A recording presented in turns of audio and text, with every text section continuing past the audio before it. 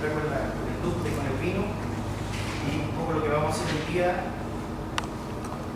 brevemente, es revisar los principales aspectos de la vitivinicultura chilena. Vamos a ver cómo está el comercio mundial de vinos, qué lugar ocupa Chile dentro del contexto de los países productores. Y finalmente vamos a cerrar con un panorama actualizado a cifras del 2015 de cómo está hoy día la industria vitivinícola chilena. ¿Ya? Bueno, una breve presentación. Por mi parte, yo tengo formación en historia, en economía internacional, de preposgrado. Entre otras cosas, me he desempeñado durante más de 10 años en la industria del vino. Soy el fundador de la Comisión Nacional de Patrimonio Vitivinícola. Soy visitante ante la UNESCO ya desde hace unos años, representante de Chile de la Comisión de Paisaje Cultural del Vino, comisionado del panel técnico de la Organización Internacional del Vino. Bueno, he sido gerente de varias empresas vitivinícolas y actualmente me desempeño como coordinador académico del Observatorio del Vino, gerente general de la Sociedad Editorial Némesis, que es una sociedad especializada en proyectos vitivinícolas, director ejecutivo de la Escuela de los Sentidos, una escuela que es el principal centro de cata y formación vitivinícola en el país. Y desde este semestre muy contento como profesor de la Facultad de Economía y Empresa de la Universidad de Bogotá. Mi primer semestre en la universidad. A mí siempre me gusta partir este tipo de conferencias haciendo una pregunta, que en este caso es si Chile efectivamente es un país que tiene cultura del vino, que tiene vitivinicultura. Porque no es lo mismo ser un país productor de vinos, como vamos a ver en una cifra un poco más adelante, que ser un país de cultura del vino. Francia es un país que sin duda tiene cultura del vino, España, Italia. Pero hay grandes productores en el mundo, como Ucrania, por ejemplo, como Irak, como Argelia, de mosto concentrado o de vino a granel, que no son países que tienen cultura vitivinícola, simplemente son productores de vino. Yo creo que la respuesta es que sí, que Chile tiene una larga, importante y profunda cultura del vino, que se refleja primero de todo en su gente, en la gente que sabe trabajar la uva, en la gente que sabe hacer vino, y en nosotros que somos los consumidores, que tenemos una cultura del vino que, a pesar de que ha ido perdiéndose en algunos sectores o ha tenido que lidiar con la incorporación de otros hábitos de consumo, sigue estando presente en el país, sigue estando presente en nuestra historia.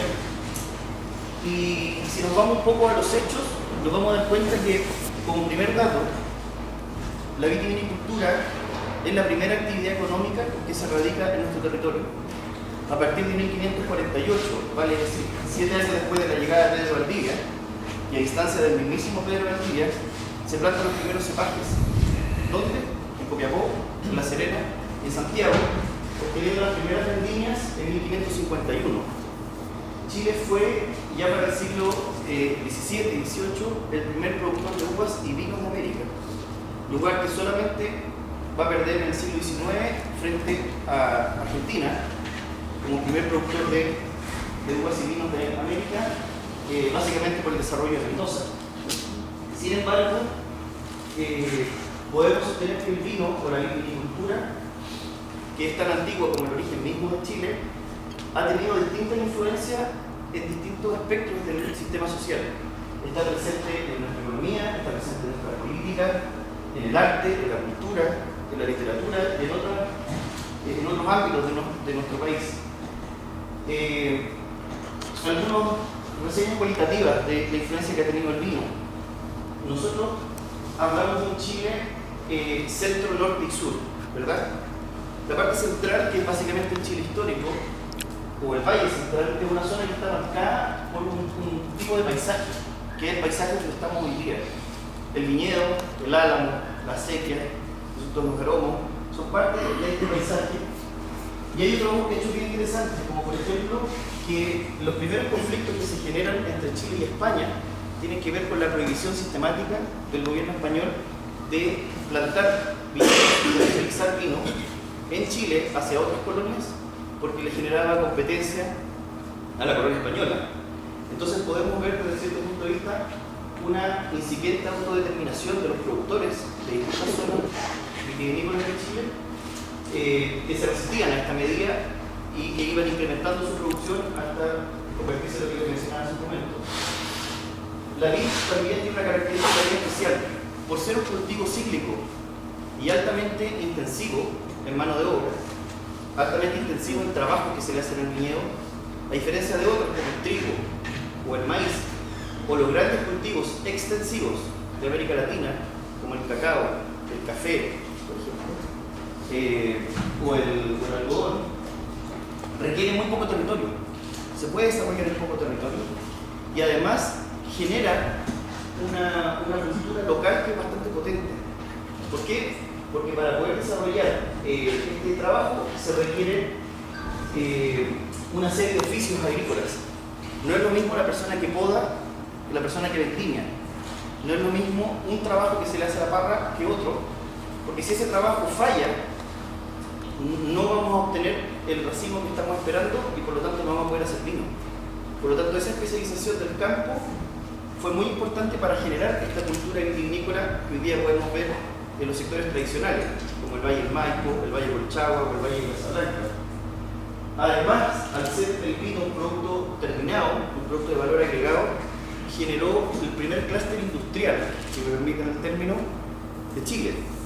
Una especie de protoclúster en época colonial, donde además de los viticultores podemos encontrar la figura de los artesanos, de los herreros, de los vidrieros, de los carpinteros, los pulperos, los toneleros, distintos oficios que le proveen de insumos a la vitivinicultura. Las personas que hacen las botellas, las personas que hacen los toneles, las personas que hacen los corchos, las personas que hacen las barricas o las tinajas. De modo que ha sido señalado por varios autores que la vitivinicultura ha sido muy relevante para la construcción de una sociedad. Esto también se toma del caso de Francia, que se distinguió desde su origen por un temprano orden institucional. Eso no es novedad para ninguno que está aquí en la sala. Chile es reconocido internacionalmente como un país de institucionalización temprana dentro del contexto latinoamericano. Y entre otras cosas, hay autores que señalan que tiene que ver con esta economía ordenada que tenía Chile dentro del contexto colonial y dentro del cual la vitivinicultura era la segunda actividad más importante después del trigo. Eso marcó diferencias, como han señalado algunos autores, y también generó una figura histórica que es muy poco frecuente en la América española y también en la América republicana del siglo XIX, que es el pequeño propietario. Incluso antes de la reforma agraria, en Chile ya existía esta figura en varios sectores, por lo que les decía al principio, que así como ocurre en España o ocurre en Francia, con un par de hectáreas bien trabajadas, una familia puede subsistir. Y eso generaba que en varios sectores del país, sectores agrícolas, hubiesen estos pequeños propietarios que no estaban dentro del sistema clásico del capital. Hay un importante aspecto de las costumbres higiénicas. El vino es un producto del mundo antiguo, tan antiguo como la civilización, que conformó una cultura muy importante en la época medieval, donde no había acceso al agua, a diferencia de lo que pasaba con la época romana y los grandes acueductos. Ustedes saben que la época colonial, en el fondo, es una especie de primo hermano de la época medieval. Lo que en Europa se llamaba el feudo, en América se llama la hacienda.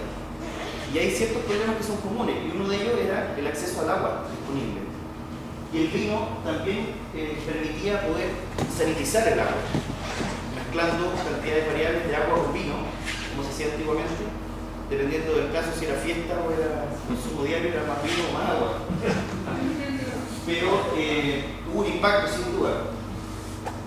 ¿Qué otras cosas son interesantes también? Que durante el siglo XIX este paradigma hispánico que da origen a nuestra viticultura, con cepas como el país, que fue traído de las Islas Canarias, o la moscatel, que es una cepa del norte de África, muy difundida en la Europa mediterránea, que fue traída para los vinos blancos, comienzan a ser paulatinamente sustituidos por los cepajes franceses bajo la incorporación de un nuevo paradigma, que es el paradigma francés, donde hay un cambio significativo de los usos, de las costumbres, de los artefactos, de los estilos de producción, pero sin duda el cambio más significativo de todos ya vamos a volver sobre este punto al final, los comentarios que quiero plantear. La cultura del vino paulatinamente va dejando de ser una cultura eminentemente popular, eminentemente democrática, transversal, muy propio de la dieta mediterránea, que fue parte, ¿no es cierto?, de nuestra cultura durante muchos siglos, y se pasa a convertir en un producto snob, como diríamos, en un producto oligarquico. Y ahí se evidencia un cierto quiebre, que hoy día pareciera ser que se está reconciliando, donde el vino vuelve a ser cada vez más un producto más democrático. De modo que en conclusión, para esta pequeña introducción, podemos decir que en el transcurso de los siglos coloniales, el cultivo de la vid forma a una nación identificada con el país central, relación que actúa como elemento principal, modelador del paisaje cultural del vino, que ha forjado una estrecha relación entre la vid y la cultura y nuestra historia nacional. Aquí podemos ver algunas imágenes, estas son imágenes tomadas en épocas recientes, en un viaje, incluso algunos con estudiantes. Guariquihue, por ejemplo, donde todavía se siguen utilizando métodos tradicionales, está en el Valle de Itata, cerca de Concepción. Uno ve ahí barras en Bodelé o en Cabeza, no sé si alguien es aquí de la zona, ¿cierto? Muy buenos vinos de misa, muy buen país, y cepas criollas que todavía persisten. El Maule, ¿no es cierto?, la principal zona vitivinícola del país, la mitad de todos los vinos que se producen en Chile provienen de la región del Maule. Casablanca, que es una novedad, ¿no es cierto?, muy conocido hoy día internacionalmente por sus vinos blancos, su Pinot Noir. Bueno, el Valle de Curicó, otro valle tradicional de Chile, y por supuesto el Valle de Colchagua, que no es tan tradicional como la gente piensa, sino que es más bien del siglo XIX, pero sin embargo es uno de los valles chilenos más conocidos en el mundo. Y dicho todo esto, los invito a ver algunas cifras para poder tener un panorama de qué lugar ocupa Chile dentro del contexto mundial. Todas estas son cifras de la Organización Internacional del Vino, son cifras oficiales, ¿no es cierto?, para los gobiernos que participan, que son 45 gobiernos extraídos chilenos, y son del año 2015, son las cifras más actualizadas que existen.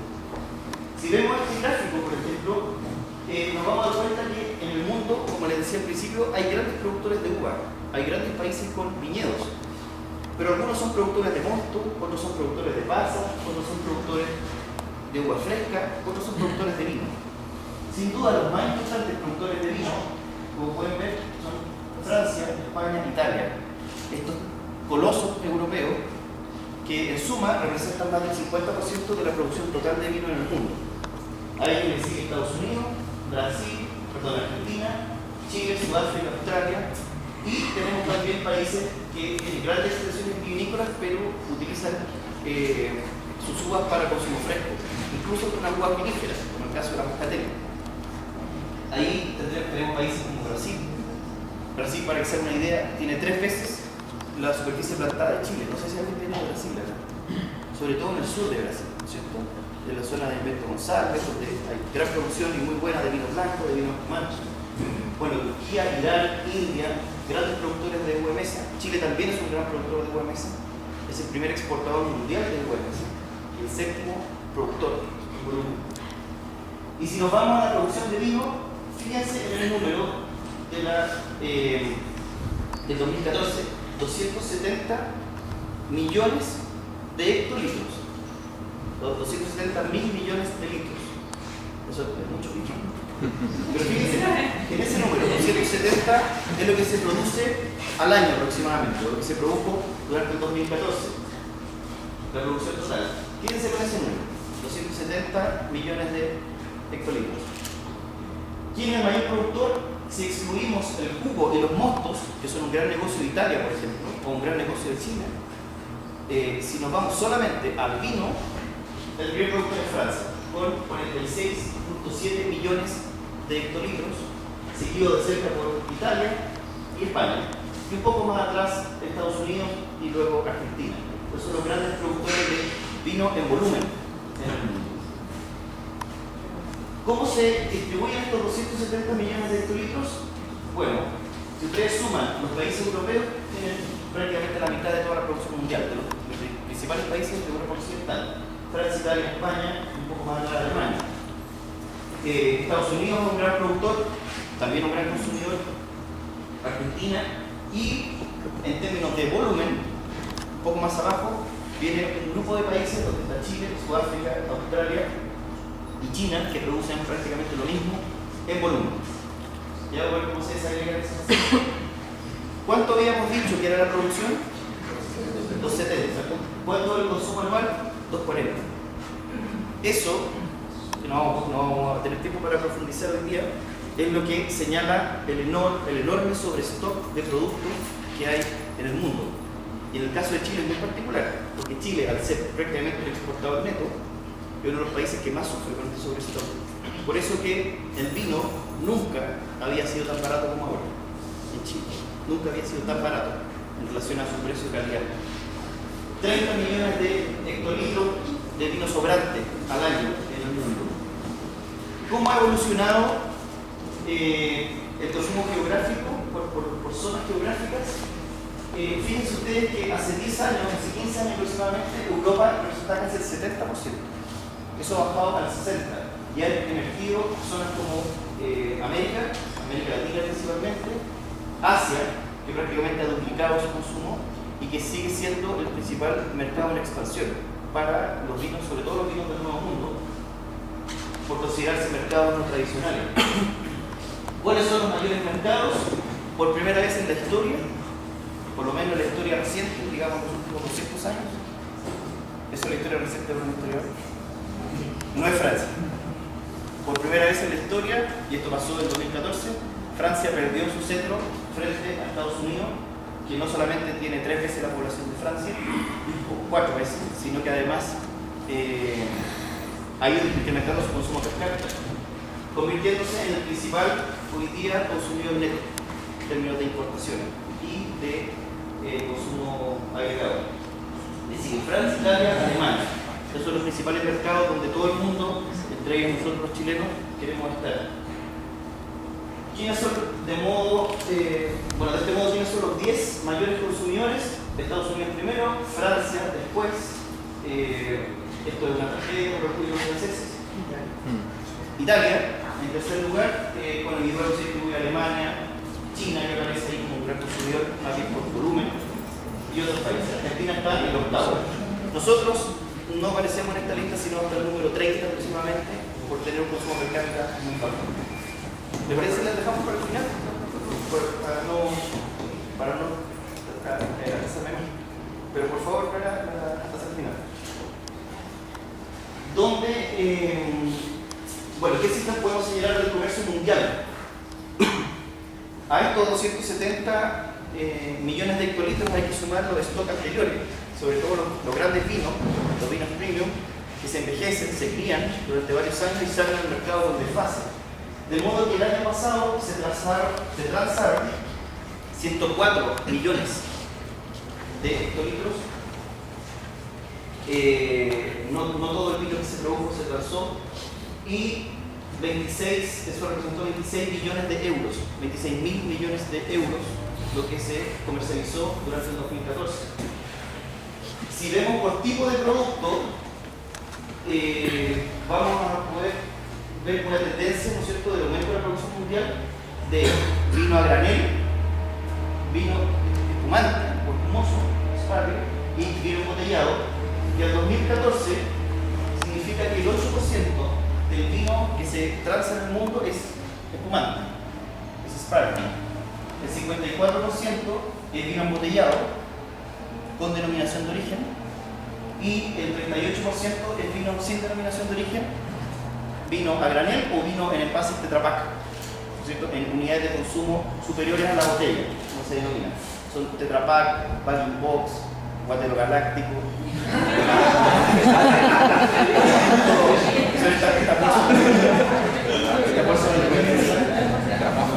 Los estudiantes lo conocen perfectamente. Bueno, ¿quiénes son los mayores exportadores? No necesariamente los mayores productores, sino los mayores exportadores. España, Italia, Francia, estos gigantes europeos, y el mayor exportador de vinos del Nuevo Mundo es Chile. Yo siempre recomiendo a los estudiantes que cuando yo comencé en Chile, que fue hace un poco más de 10 años, esto era ciencia ficción. O sea, lo que producía Chile, lo que exportaba exportaba a Chile no hacía presagiar por ninguna parte que en algún momento nosotros pudiéramos estar a la par con países como Estados Unidos, como Australia, porque esta es una industria donde participan los países más desarrollados del mundo. Y sin embargo, este milagro, esta verdadera revolución tecnológica, esta revolución exportadora que ha tenido Chile en los últimos 20 años, o 30 años, si alargamos un poco la cifra, ha producido este milagro. La viña más importante del mundo, algunas de las viñas más importantes del mundo están en Chile, como Cochitoro, como Santa Rita, como San Pedro. Y hace de Chile, junto con el total de viñas, el mayor exportador de vino del Nuevo Mundo, superando Australia, Sudáfrica, Estados Unidos, Alemania y otros. ¿Quiénes son otros exportadores importantes? Bueno, Alemania, Reino Unido, Estados Unidos, ya decíamos, Rusia y China se han convertido en países muy importantes para la producción chilena y en general para la producción del Nuevo Mundo. Y si vemos los flujos, ahí ustedes pueden ver la enorme diversificación que se está produciendo en el mundo reciente, dado básicamente dos grandes fenómenos. Primero, el aumento de la producción de los países del Nuevo Mundo, lo que también trae aparejado el aumento del consumo en varios de estos países. Pero muy importante también la baja del consumo de los países tradicionales, de los países europeos, que están enfrentando el problema del sobrestock. Y países que prácticamente no exportaban, o exportaban muy poco, como España, por ejemplo, hoy día tiene que salir a buscar mercado porque tiene un sobrestock creciente año a año. Lo mismo le está pasando a Italia y lo mismo está pasando a Francia, donde baja el consumo interno, salen a competir a mercado en el mundo. ¿Qué pasa con la industria vitivinícola chilena? Veamos, estas son cifras oficiales del Ministerio de Agricultura y sus distintas unidades para los años recientes. ¿Cuántas hectáreas hay en Chile? Casi 140.000. 138.000 hectáreas, respecto a las cuales 8.000 son para pisco, son hectáreas de uva vinífera, pero destinadas para destilación, y 130.000 para vino, tomando un total de 138.000. ¿Cómo se distribuyen? 33.000 son para blancas, 96.000 son para tintas. Y ahí ustedes tienen el desglose. Yo les voy a dejar esta presentación, la pueden descargar después de una página que les voy a dar para que la puedan revisar con mayor detalle. Y me pueden hacer todas las consultas que no alcancemos hoy día. Ahí tienen la distribución por valles, donde se ve claramente la supremacía de Maule, ¿no es cierto?, de O'Higgins, como los grandes zonas productoras de vino chileno. ¿Cuáles son las 12 variedades más plantadas? Bueno, el Cabernet Sauvignon ya hace varios años que desplazó a la cepa tradicional, a la cepa país, que representa el 32% de la producción, seguida de Sauvignon Blanc, Merlot y Chardonnay. Lo que les decía hace un momento, Chile pasó de ser un productor de vinos hispánicos a ser un productor de vinos de inspiración francesa principalmente. ¿Qué significa la explotación vitivinícola? Significa la cantidad de RUT que tiene registrada el SAC, que tiene registrada la Oficina de Política Agraria. Son 2.275 viticultores pisqueros, que principalmente están unidos en las dos grandes cooperativas, Capel y Control, que representan cerca de 2.000 juntas, y cerca de 10.000 viticultores. Por viticultores, para este ítem se entiende desde Rafael Pelizasti, el dueño de Concha y Toro, hasta Don Pepe, que tiene un hectárea, que es lo mínimo que exige el SAC para aparecer en el catastro vitivinícola. Por lo tanto, tenemos 10.000 viticultores dentro de Chile. Grandes industriales, pequeños agricultores y grandes viñateros. De modo que, en resumen, ya para ir terminando, ¿cuáles son las cifras generales del vino chileno? Estas están colectadas de distintas fuentes. En Chile existen 339 bodegas de vinificación, o dicho de una manera muy chilena, viñas que tienen bodega. Nosotros ocupamos la palabra viña, que no se ocupa en ninguna otra parte del mundo, para designar varias cosas. Nosotros le llamamos viña a una bodega, le llamamos viña a un viñedo, le llamamos viña a una marca comercial. Por eso es que la cifra de nuestro en Chile es de que en Chile hay 400 viñas, pero ahí existen viñas que tienen bodega y viñas que son solamente un viñedo que vende la uva, o o una marca comercial. Por lo tanto, estos 439 son viñas que tienen bodega y vinifican. 10.000 explotaciones agrícolas, vitivinícolas. Ojo, que Chile tiene 77 variedades viníferas en producción. El Cabernet Sauvignon, el Merlot, el Chardonnay y 74 más. Lo que pasa es que la mayor parte de ellas se utiliza para mezclas. Sin embargo, en años recientes se ha visto la tendencia de sumar distintos varietales a la oferta. 28 blancos, 36 tintas y 13 las variedades pesqueras que reconoce la ley de denominación de origen. 143 hectáreas. Al año 2015, con cifras del 2014, Chile alcanzó la cifra récord, la mayor producción en toda su historia, prácticamente 13 millones de hectolitros, un 22% más que el 2013. ¿Quién nos sigue, por ejemplo, en producción? Argentina, que produce 15, es el 25% más que nosotros. Pero una cifra de 13 millones de hectolitros es bastante importante, sobre todo considerando la cantidad de hectáreas. Tenemos que no es mucho en el contexto global. Las ventas anuales de la industria representan los 2.400 millones de dólares, respecto a los cuales el 80% se exporta, vale decir, son 1.900 millones de dólares exportados al 2015, generando 150.000 empleos directos y cerca de 100.000 empleos indirectos, y convierte esta cifra a Chile en el noveno mayor productor en el mundo y el cuarto exportador. Contamos desde el año 1995 con una nueva ley, que es la ley 4.455, y específicamente ley de alcoholes, y específicamente el decreto 464, que es el sistema de certificación vinícola, que entrega, lo voy a decir como lo dice la ley, denominaciones de origen, reconoce denominaciones de origen al conjunto de la vitivinicultura chilena. Puse ahí ese signo de incongruencia, porque yo soy uno que sostiene, y esa es una publicación que prontamente va a salir por la UDP, de que hay un error semántico. Lo que nosotros tenemos no son denominaciones de origen, sino que son indicaciones geográficas. Y eso hay que corregirlo, y yo creo que se va a corregir en los próximos años. De todas maneras, hay tres productos que sí tienen denominación de origen, que son el pisco, cuya denominación es la más antigua de América, para un producto alcohólico, 1931. El vino soleado, que es el asoleado de Cauquenes, los vinos tradicionales de misa, ¿verdad? Y el vino pajarete, que es un vino tipo Lake Harvest, sin botrique, con deshidratación natural por el desierto.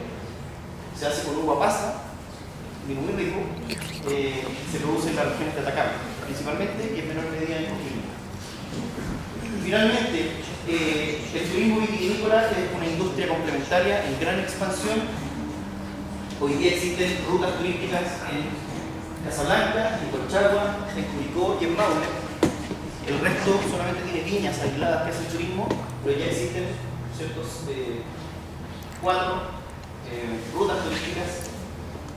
En suma, de estas 339 bodegas que veíamos al principio, 79 están abiertas al turismo, entre ellas Santa Rita, de bodegas muy grandes hasta bodegas muy pequeñitas, distribuidas básicamente desde la 4ª región hasta la 9ª, lo que sumó al año 2014 504.000 visitantes, medio millón de visitantes, lo cual no es poco, generando una facturación anual de 20 millones de dólares aproximadamente.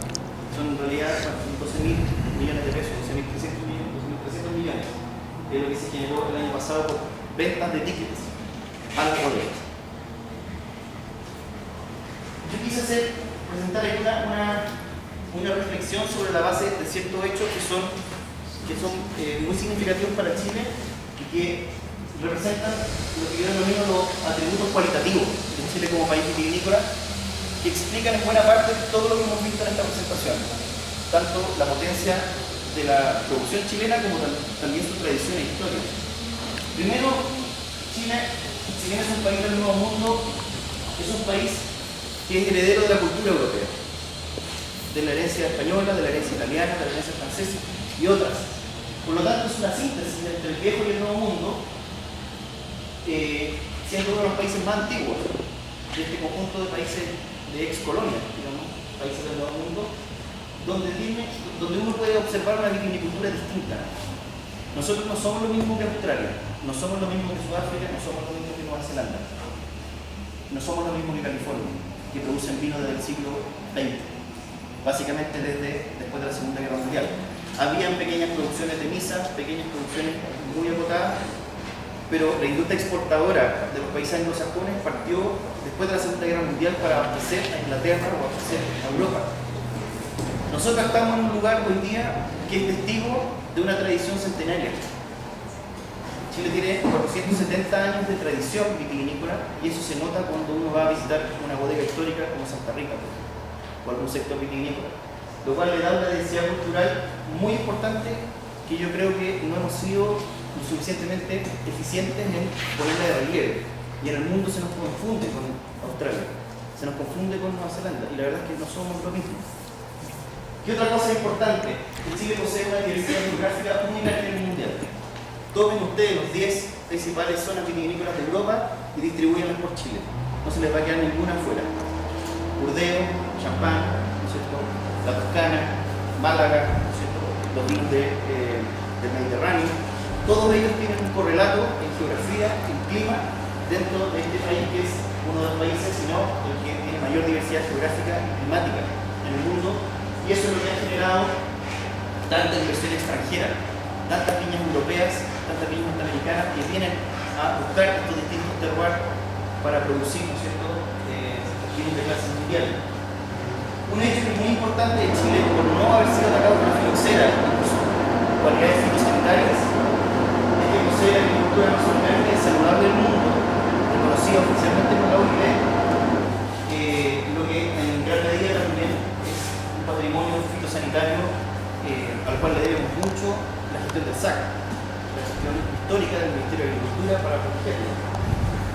Chile posee un paisaje cultural del vino donde convergen y se expresan estos factores naturales y factores humanos a través de los siglos, que a través de los siglos han modelado nuestro territorio, nuestros valles. Nosotros vamos al Valle del Colchagua o al Valle Casablanca, que es el valle más nuevo, y vemos cómo se ha construido un paisaje cultural entendido como lo entiende la UNESCO, como un paisaje que ha sido transformado y modelado por una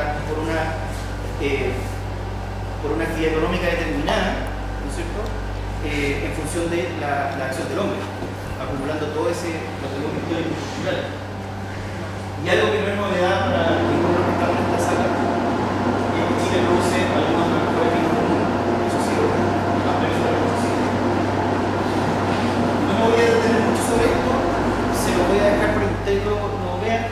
Estas reflexiones no son mías, estas dos láminas que vienen a continuación, sino que son las reflexiones de la propia industria o de la propia, digamos, propio clúster vitivinícola, que son la base del Plan 2020, al que aspira llegar en Chile, ¿no es cierto?, duplicando su capacidad productiva de aquí al 2020. Y en el año 2010, cuando se planteó este plan, se identificaron una serie de fortalezas, una serie de debilidades, que lo van a revisar después con calma, oportunidades y amenazas, que tienen que ver un poco con lo que probablemente aquí todos sabemos y lo que hemos comentado hoy día, que Chile es un país que está al fin del mundo, ¿no es cierto?, que le queda todavía mucho por avanzar en el reconocimiento mundial, pero que también tiene grandes oportunidades, grandes ventajas comparativas y grandes ventajas competitivas para la producción de vino. Yo quise sintetizar aquí, ya para terminar, algunas reflexiones finales. Estas reflexiones sí son mías, no son de Wines of Chile. Primero, yo creo que Chile, para poder llegar realmente a su máximo desarrollo vitivinícola, necesita una organización institucional más moderna, idónea y eficaz en materia vitivinícola, potenciando la visión de un clúster industrial público-privado y una gobernanza sectorial. Hoy día no puede ser que los empresarios estén por un lado y el gobierno esté por otro, y dependiendo del poder político, como ocurre hoy día, por ejemplo, se llevan bien o se llevan mal. O sea, la primera reunión formal que tuvo la Asociación de Viñateros de Chile con el gobierno fue 16 meses después de que el gobierno asumió. ¿Por qué? Por una cuestión política. Eso obviamente le hace daño al sector. También es necesario tener una gobernanza sectorial, que todos los stakeholders del sistema puedan participar, las universidades, los institutos, los viñateros grandes, los viñateros pequeños, los organismos del Estado, diversos organismos del Estado. Yo creo que es necesario redefinir los roles que el SAC, el INEA y ODEPA tienen en el sector. El SAC tuvo muchos problemas para hacer el catastro y estuvimos 5 años sin catastro vitivinícola. Eso no es serio para un país, ¿cierto?, que es miembro de de la Organización Internacional del Vino. Ahora recién el catastro lo retomó ODEPA, pero estuvo 5 años sin cifras oficiales. Hay que generar mayor incentivo para la investigación y desarrollo en las universidades, no solamente desde el punto de vista genético, desde el punto de vista vitícola, sino también en las escuelas de economía. Yo fui el primer profesor en Chile que tuvo un curso de vitivinicultura en una escuela de economía, que fue la Universidad de Chile en el año 2010. Y hasta el día de hoy sigo siendo el primero, pero ahora en la UDP. No hay otras facultades, por lo menos que yo sepa, que tengan cursos de vitivinicultura, que no es lo mismo que marketing de vinos, que tampoco lo tienen, sino que de cultura, y sobre todo para nuestros muchachos, para que las nuevas generaciones también se empapen de esta industria tan importante y tan emblemática para Chile. Se requiere una asociación gremial representativa del sector que promueva la asociatividad y no la segmentación.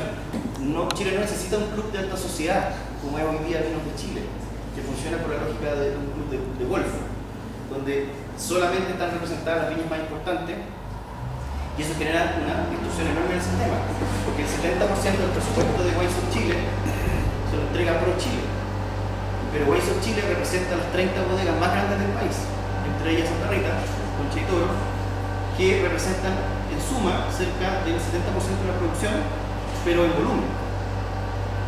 Y eso obviamente deja fuera a varios de estos 10.000. ¿Cómo se repite el comportamiento? Yo creo que se debe permitir la sindicalización y la organización campesina, no evitarla ni destruirla como ocurre en los campos de Chile, donde muchas veces estamos en tiempos anteriores a la reforma agraria incluso. Ha de incluirse a los pequeños y medianos empresarios vitivinícolas, que actualmente están marginados del sistema de decisiones y financiamiento. Se debe combatir la mala práctica empresarial, la concentración oligopólica del sector y la corrupción que ha sido denunciada sistemáticamente por la Fiscalía Nacional Económica y no ha ocurrido nada. Asimismo, se debe combatir las prácticas oligopsónicas del mercado de la uva. Natalia, apaga. Las tres grandes viñas, Concha y Toro, San Pedro y Santa Rita, concentran el 70% de la compra de uva. Basta que se pongan de acuerdo, cosa que efectivamente ocurre, para que fijen los precios de compra. No puede ser que en Chile se pague 40 pesos por el precio de la uva, 40 pesos por kilo, como se pagó este año, donde la mayor parte de los productores de la zona de Vitarra, por ejemplo, la zona de Sauquene, decidió no cosechar, porque no podía financiar al tractor. 40 pesos por kilo. Se debe regular el ingreso vertical desde mi punto de vista, combatir las prácticas abusivas de proveedores, promover el consumo responsable y culto del vino, que no nos pase lo mismo que nos pasó con el pisco, que un producto con denominación de origen, con nobleza, lo convertimos en un producto barrio bajero, como dicen los españoles, mediocre, que básicamente fue ocupado durante 20 años para alcoholizar a la juventud a través de la piscola, generándonos todos los problemas que hemos tenido que lidiar con el famoso tema de la piscola. No podemos permitir que nos pase lo mismo con el vino, porque el vino es un producto gastronómico, es un producto noble, parte de la dieta mediterránea, y eso yo creo que falta potenciarlo.